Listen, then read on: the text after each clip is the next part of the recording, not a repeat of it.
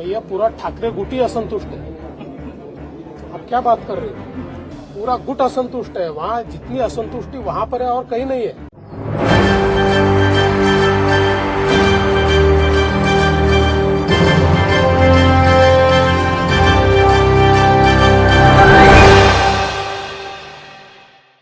तो क्या महाराष्ट्र की सत्ता, महाराष्ट्र की सियासत अब नई करवट लेने के लिए तैयार है?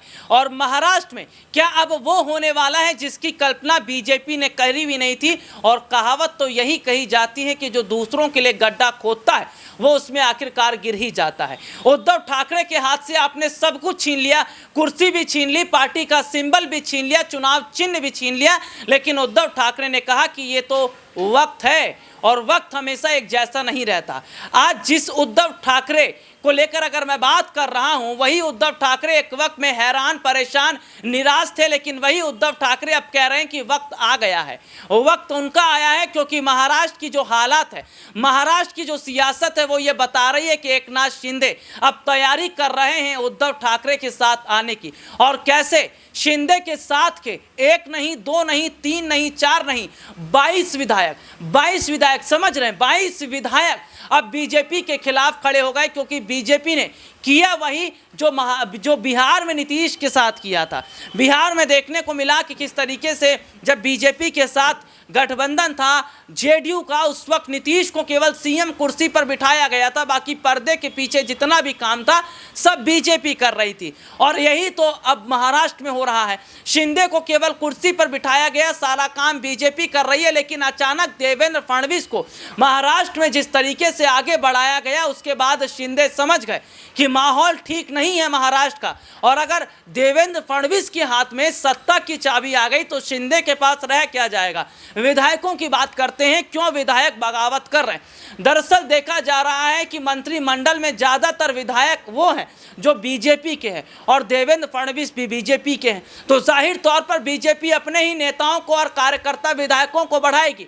शिंदे पर भरोसा नहीं किया जा रहा, उनके विधायकों पर। और यही वजह है कि शिंदे के विधायकों ने अब मोर्चा खोल दिया। शिंदे के विधायकों ने मोर्चा खोलते हुए बीजेपी से अलग होने का मन बना लिया। तो क्या महाराष्ट्र में विधानसभा भंग को लेकर जो चर्चा बहुत पहले से चल रही थी वो होती नजर आएगी? हालांकि मैं अपने दर्शकों को एक बयान जरूर सुनवाऊंगा। वो बयान किसी और का नहीं है, वो बयान है देवेंद्र फडणवीस का, जिसमें देवेंद्र फडणवीस बौखलाहट में ये कह रहे हैं कि उद्धव ठाकरे पागल हो गए। लेकिन हालात महाराष्ट्र के जो हैं उसके बाद खुद तस्वीर बता रही है कि कौन ठीक है और कौन ठीक नहीं है। फडणवीस क्या कुछ कह रहे हैं, देखिए एक रिपोर्ट। भैया पूरा ठाकरे गुट ही असंतुष्ट है। आप क्या बात कर रहे हो? पूरा गुट असंतुष्ट है। वहाँ जितनी असंतुष्टि वहाँ पर है और कहीं नहीं है। तो तस्वीरों को आपने देखा, रिपोर्ट आपने देखी और आपको खुद पता चल ही गया होगा कि देवेंद्र फडणवीस के माथे पर पसीना ऐसे ही नहीं है।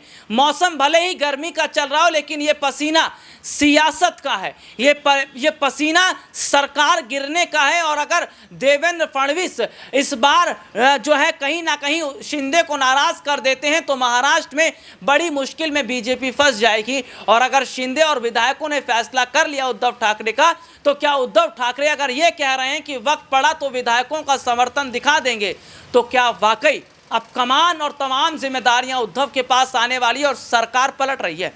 आज के लिए तहीं, आपसे फिर दोबारा मुलाकात होगी, तब तक के लिए इजाजत दीजिए। नमस्कार।